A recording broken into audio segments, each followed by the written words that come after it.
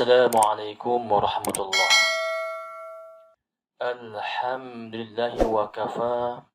Wassalatu wassalamu ala rasulihil mustafa. Subhanaka la ilma lana illa ma 'allamtana innaka antal alimul hakim. Wala hawla wala quwwata illa billahil aliyyil azim, amma ba'du.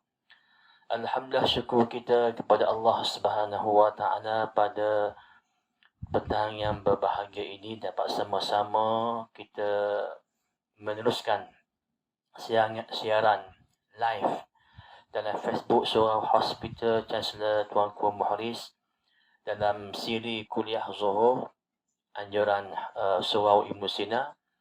Hari ini saya akan kuliah saya pada hari ini saya akan menjawab beberapa soalan yang berkaitan dengan soalan jawab agama yang ditujukan kepada saya. Tuan-tuan, puan-puan yang di luar sana, kalau ada soalan boleh kemukakan soalan di ruangan komen. InsyaAllah saya akan cuba menjawab setakat yang saya mampu, yang saya nampaklah di ruangan komen. Jadi ada beberapa soalan yang ditujukan kepada saya daripada ahli jemaah dan juga kaki tangan hospital sendiri yang saya akan jawab pada hari ini. Antara lain soalan yang pertama yang saya akan jawab, saya baca soalan ni. Assalamualaikum Ustaz, nak tanya arwah mak mertua saya ada duit simpanan bank. Perlukah bayar zakat simpanan? Baik, hadirin yang dirahmati Allah Subhanahu wa taala. Yang bertanya kan soalan bertanya arwah mak mertua dia ada duit simpanan bank. Adakah perlu dia membayar zakat? Makna kata sebab arwah maknanya dah meninggal lah. Jadi si mati ni meninggal dunia dan ada wang dalam bank. Adakah wang ini perlu dibayar zakat? Baik. Hadirin yang dirahmati Allah Subhanahu wa taala. Bila berlaku kematian seseorang itu, antara perkara yang wajib yang ditunaikan ialah menunaikan semua hutang piutang. Sebagaimana yang disebut oleh Allah Subhanahu wa taala, min ba'di wasiyatin tusuna biha audain. Jadi sesudah ditunaikan wasiat, hutang semua, baru ditunaikan faraid. Ini ayat berkaitan dengan faraid. Daripada ayat ini faham kita bila berlaku kematian, sebelum difaraidkan harta si mati ini, perlu terlebih dahulu dilunaskan perkara-perkara yang berkait dengan harta si mati. Antaranya, kalau si mati ada hutang, kena bayar hutang. Kalau si mati ni ada wasiat, kena tunaikan wasiat. Selain hutang dan wasiat ni, perkara-perkara yang berkait dengan si mati masa hidup, umpama contoh, kalau dia ada meninggalkan puasa yang mewajibkan dia qada, dia tak qada, maka dibayar fidyah, ataupun anaknya tolong qada untuknya, sunat anak warisnya, anaknya qada untuknya, ataupun dibayar fidyah. Baik, kalau sekiranya masa dia meninggal dunia dia ada duit yang mencukupi untuk dia haji, tiba-tiba dia tak pergi haji, maka wajib menggunakan harta tersebut untuk upah hajinya. Baik, kalau sekiranya dia ada harta ni dalam bank, si mati ni ada harta dalam bank dan dia belum bayar zakat. Belum bayar zakat, sebagaimana soalan yang ditanya.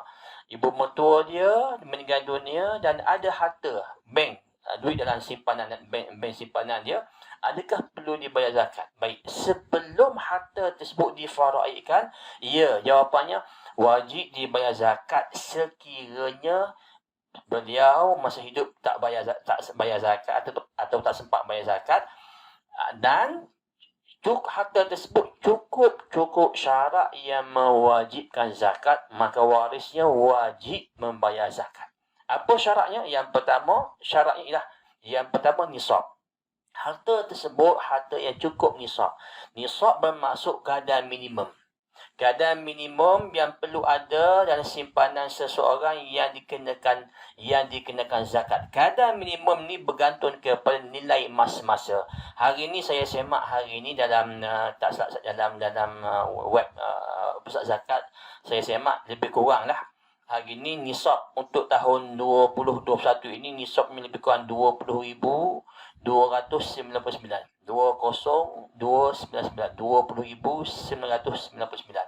Jadi kalau si mati ni ada harta bernilai, ada simpanan lah, ada wang simpanan bernilai 20,299 ataupun ke atas, okey, maka dia telah pun cukup nisab. Baik, syarat yang kedua haul, iaitu berlalunya setahun. Harta tersebut mesti berlalu setahun tanpa berkurangan daripada nisabnya. Jika cukup syarat ini, maka hendaklah dikeluarkan. Waris mati, keluarkanlah zakat daripada harta simpanan si mati tadi. Tolong tunaikan kewajipan zakat tersebut sekiranya si mati belum lagi menunaikan zakat. Tapi kalau si mati dah lepas, dah tunai dah, maka tak wajib dikeluarkan zakat, kerana syarat zakat mesti ada dua. Zakat simpanan ada dua syarat. Yang pertama, cukup kadar minimum, iaitu nisab. Kadarnya hari ini 20,299 lebih kurang. Yang kedua, mesti berlalu setahun. Dan kalau sekiranya harta tersebut memang dah mencukupi nisab dan dah lebih setahun tak keluar zakat lagi, contoh, maka wajib dikeluarkan zakat. Berapa banyak zakat yang dikeluarkan? 2.5%. Katakanlah si mati ada 100,000. Macam mana nak keluarkan? 2.5 bahagi 100 kali nilai harta yang ada 100,000 sebagai contoh, maka itulah nilai zakat yang dikeluarkan daripada harta simpanan tersebut. Wallahu ta'ala alam. Ini soalan yang pertama. Baik, kita masuk kepada soalan yang kedua.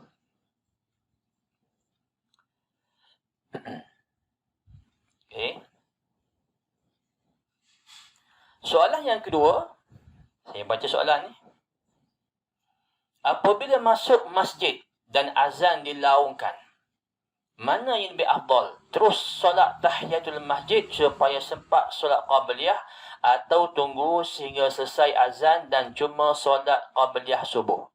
Ini soalan yang ditanyakan ya, daripada kaki tangan kita. Apabila masuk masjid dan azan dilaungkan, dia masuk masjid tengah azan, mana lebih afdal? Terus solat tahiyatul masjid ke supaya sempat solat qabliyah, atau tunggu sehingga selesai azan dan cuma solat qabliyah subuh?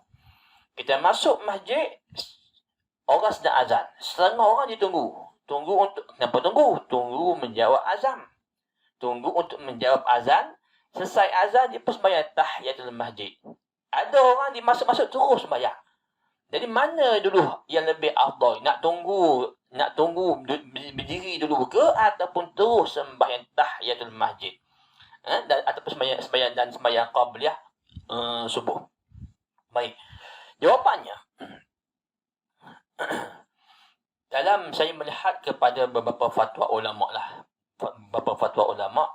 dan saya dapati pandangan yang lebih kuat, kebanyakan ulama memfatwakan, katanya sunat dan afdal bagi sesiapa yang memasuki masjid sedangkan azan sedang berkumandang untuk dia menjawab azan sehingga selesai, sebagaimana hadis yang diriwayatkan oleh Imam Bukhari, Imam Muslim, "Iza sami'tumun nida faqulu mithla ma yaqulul muadzin."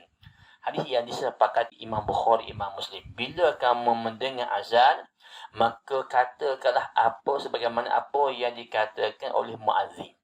Maka berdasarkan hadis ni, kalau kita masuk masjid, orang sedang azan, Bilal sedang azan, sunat kita menjawab azan. Yang lebih afdal sekali, kita buat semua sekali. Jawab azan dulu. Habis jawab azan, tahiyatul masjid, lepas tu sunat qabliyah. Ini kalau kita buat tiga-tiga ni, kita mendapat ketiga-tiga fadilat. Fadilat menjawab azan, fadilat tahiyatul masjid, fadilat sunat qabliyah. Tiga-tiga sekali dapat. Jadi berdasarkan hadis ini yang Nabi sebut, bila kamu mendengar azan, maka jawablah seperti mana yang dikatakan oleh muazzin. Dalam hadis yang lain disebutlah ada perinciannya. Kalau muazzin kata hayya 'alas solat, apa nak jawab? Itu ada perinciannya. Dalam hadis yang singkat ini Nabi sebut jawab, katakanlah sebagaimana yang dikatakan oleh muazzin. Baik, maka berdasarkan hadis ini kata ulama afdal kita menjawab azan dulu, kemudian barulah kita bersolat 2 rakaat tahiyatul masjid. Solat 2 rakaat 2 tahiyatul masjid.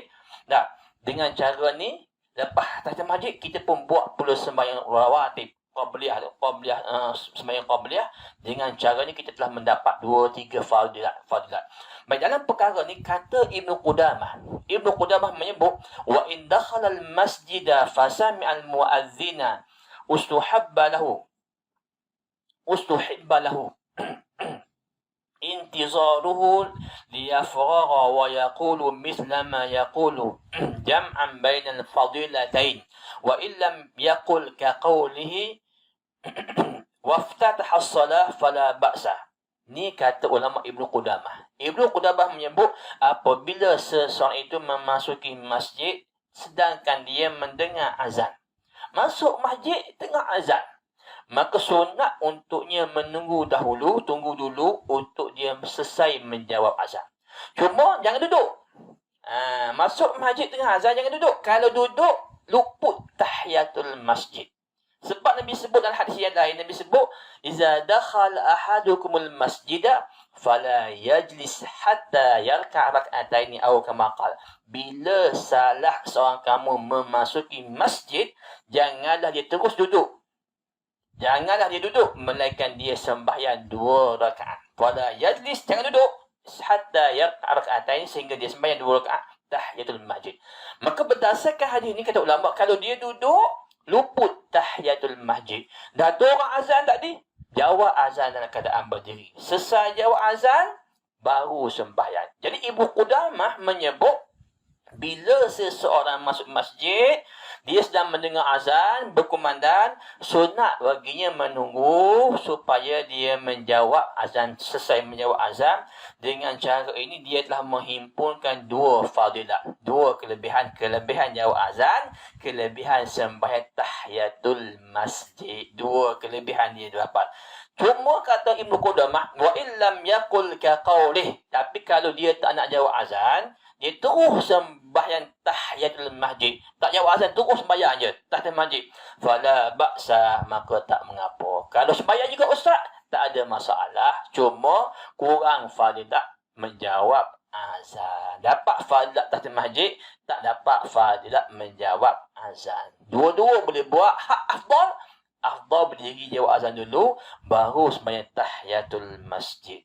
Ini kata-kata Ibnu Qudamah. Walau bagaimanapun, jika masa tak mencukupi untuk dia bersembahyang tahiyatul masjid dan juga sembahyang sunat qabliyah, maka memadai ia sembahyang sunat qabliyah dan ia mendapat juga pahala tahiyatul masjid. Jadi katakanlah Tok Bilal ni nak cepat. Seorang ni habis azan 5 minit, terus dia iqamah contoh. Sempat sembahyang 2 rakaat aja. Kan? Kalau kita sembahyang sunat tahiyatul masjid, kita tak sempat sunat qabliyah. Apatah lagi qabliyah subuh, itu adalah sembahyang sunat yang paling afdal. Kalau begitu kita buatlah sembahyang qabliyah. Qabliyah automatik kita mendapat pahala tahiyatul masjid. Sebab ini sebagaimana yang difatwakan oleh ulama Azhar, antaranya Syekh Atiyah Saqar. Syekh Atiyah Saqar, ketua Lajnah Fatwa Universiti Azhar Mesir, dia memfatwakan tujuan tahiyatul masjid itu ialah kita memuliakan masjid dengan sembahyang 2 rakaat, apa-apa sembahyang sekalipun.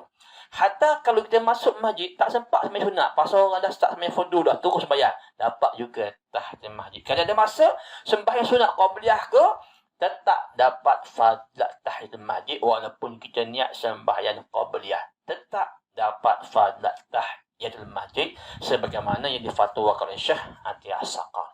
Jadi kalau masa itu panjang yang kita boleh sempat buat tahiyatul masjid qabliyah, maka utamakanlah kita buat kesemuanya, kerana berdasarkan kaedah amalan yang banyak, pahala pun banyaklah. Maka surah amal kasar sawabu. Tetapi kalau sekiranya tak sempat, masa pendek, kita buat kita sembahyang sunat qabliyah, automatik mendapat pahala tahiyatul masjid. Baik. Kemudian, tuan-tuan yang dirahmati Allah Subhanahu Wa Taala, walau bagaimanapun untuk sembahyang Jumaat ya. Saya sebut sikit Ni saya tambah sikit. Apa yang saya sebut ni untuk sembahyang biasa. Tetapi bagi sembahyang Jumaat, kalau imam telah pun menaiki mimbar, kita datang tak sembahyang tahta masjid ke sembahyang qabliyah ustaz? Pendapat yang kuat dalam mazhab Syafi'i, bila khatib telah pun menaiki mimbar, telah mulakan khutbah, maka tidak ada lagi sunat qabliyah. Qabliyah Jumaat tak ada. Dah tu sembahyang apa? Sembahyang tahiyatul masjid. Adakah duduk ustaz? Tak. Kita masuk, khatib sedang berkhutbah. Tetap sunat sembahyang 2 rakaat, tapi bukan qabliyah, tahiyatul masjid. Kenapa tidak qabliyah? Kerana qabliyah telah pun luput disebabkan khatib telah pun memulakan khutbah. Luputlah qabliyah, yang ada ketika itu hanya tahiyatul masjid. Ini pendapat yang kuat dalam mazhab Syafi'i kita dan difatwakan oleh Imam Nawawi rahimahullahu taala berdasarkan hadis Imam Muslim yang Nabi sebut, "Idza dakhala ahadukumul masjida wal imamu yakhtub falyarka' rak'atain wal yatajawaz fihima." Apabila salah seorang kamu memasuki masjid sedangkan khatib sedang berkhutbah, hendaklah dia sembahyang 2 rakaat dan direngkas-rengkaskan. Kata ulama, 2 rakaat ini bukan qabliyah, tetapi tahiyatul masjid. Dah qabliyah dah tak ada disebabkan luput qabliyah kerana imam telah pun memulakan khutbah. Baik, ini pandangan pendapat yang kuat dalam mazhab Syafi'i kita. Baik. Satu, yang kedua, walau bagaimanapun, tambah sikit lagi. Kalau kita masuk masjid, imam dah berkhutbah ataupun dah azan. Imam azan kali kedua. Tadi kita bincang, kalau kita masuk masjid tengah azan, adakah kita nak jawab azan ataupun terus sembahyang? Jawapannya, sunat kita jawab azan baru sembahyang. Tetapi kebanyakan ulama menyebut dikecualikan azan yang kedua. Azan yang kedua untuk sembahyang Jumaat. Kita masuk masjid tu, azan kedua sembahyang Jumaat. Adakah kita nak berdiri jawab azan ataupun terus sembahyang? Jawab ulama, kalau azan kedua, lebih aula kita terus sembahyang. Kenapa? Sebab lepas azan kedua akan dimulakan khutbah. Jadi kalau azan pertama, sunat kita tunggu dulu jawab azan. Dah azan kedua ni ustaz, azan kedua tak payah tunggulah, terus sembahyang saja, sembahyang tahiyatul masjid ataupun sembahyang qabliyah. Selagi imam belum naik khutbah, masih boleh sembahyang qabliyah ya. Jadi tak disunatkan lagi untuk kita menunggu jawab azan jika azan tu azan kedua pada hari Jumaat. Ini pendapat kebanyakan ulama. Wallahu ta'ala a'lam. Baik, soalan yang ketiga sebelum kita akhiri pertemuan kuliah kita hari ini.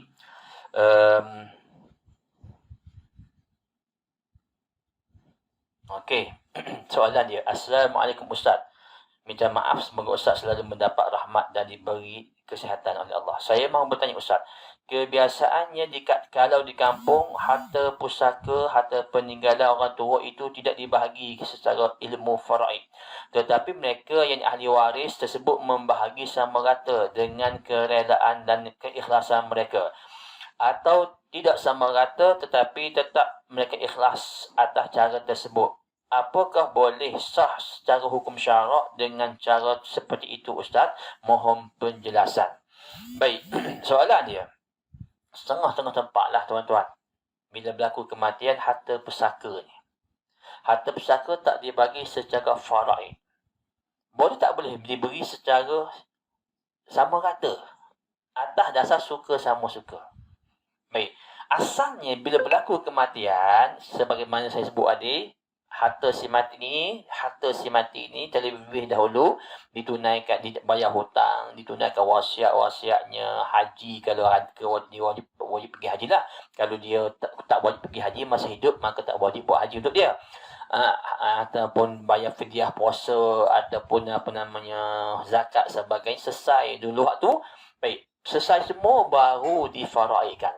Baik, ikut faraid asalnya harta peninggalan si mati ni, harta pusaka wajib dibagi berdasarkan faraid. Itu yang asal.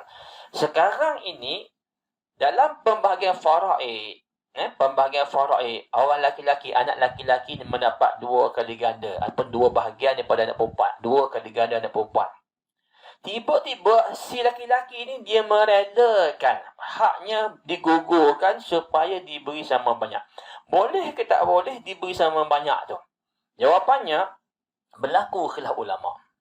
Pendapat yang lebih kuat dalam mazhab Syafi'i, saya tak sebut mazhab lain, mazhab Syafi'i harus diberi sama banyak dengan syarat orang yang berhak itu merelakan haknya digugurkan. Asalnya anak laki-laki dapat 2 bahagian. Tiba-tiba dia kata, tak apalah, bahagian saya ni saya gugurkan, saya sedia beri kepada ahli lain, bagi sama banyak. Dalam mazhab Syafi'i, hukumnya harus. Tapi hak paling baik sekali, bagilah ikut faraid dulu. Siapa hak dapat lebih tu, dia ambil hak lebih dia tu, dia pun bagi kepada hak lain. Itu lebih baik. Pasal apa? Mengelak daripada pertikaian. Dalam kaedahnya, al-khuruju minal khilaf mustahabun. Keluar daripada pertikaian itu lebih baik. Jadi kalau kita bagi faraid dulu, anak lelaki dapat banyak lah. Dia pun potong. Dia tak berbahagian kan. Dia potong sikit hak dia. Dia pun bagi ke hak perempuan, hak lain. Biar jadi sama banyak. Itu lebih baik. Cuma kalau nak bagi terus sama banyak, hukumnya tetap harus dengan syarat kesemua anak laki-laki tadi yang berhak tadi jadi kalau sekiranya salah seorang tak bersetuju, contohlah dia ada 5 orang anak, 2 laki-laki, 3 perempuan. Yang seorang laki-laki setuju bagi sama banyak, yang seorang lagi tak setuju, saya tak nak, saya nak hak saya, contohnya. Tak. Abang hak sulung ni tak nak, adik laki-laki nak bagi abang hak sulung, tak boleh, saya laki-laki kena 2 bahagian, perempuan. Jadi baik, kalau begitu wajib diberi hak laki-laki ni. Kalau diambil, hukumnya haram, tak sah faraid tersebut. Tak. Jadi kalau ada seorang yang tak setuju, eloklah dibahagikan faraid dulu. Kemudian ada harta anak laki-laki, hak kedua, hak setuju ni, ambil hartanya, bagi balik, pulangkan balik kepada hak perempuan tadi supaya sama banyak. Buatlah cara tu, itu yang terbaik. Jadi kalau semua anak laki-laki tadi, orang yang ada hak dia lebih, dia bersetuju, syarak membolehkan. Ini mazhab Syafi'i. Tuan-tuan merujuk dalam kitab Al-Fiqhul Manhaji.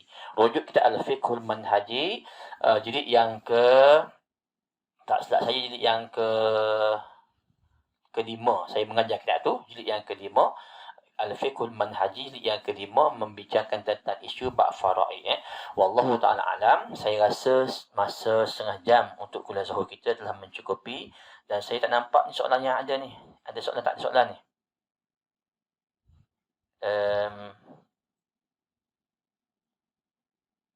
Rasa tak ada soalan, rasanya tak ada soalan. Sorry. Okey, tak ada soalan Jadi saya lihat kat sini tak ada soalan. Okey, kalau tak ada soalan daripada penonton di luar sana, saya rasa setakat itu saja pada hari ini. Dan kalau tuan-tuan puan-puan di luar sana ada soalan-soalan kemusykilan agama, bolehlah hantar tersebut di ruang komen. InsyaAllah saya akan jawab soalan tersebut pada kuliah-kuliah saya yang akan datang. Mudah-mudahan pertemuan ini memberi manfaat kepada kita semua. Aqulu qawli hadza wa astaghfirullahal azim li wa lakum.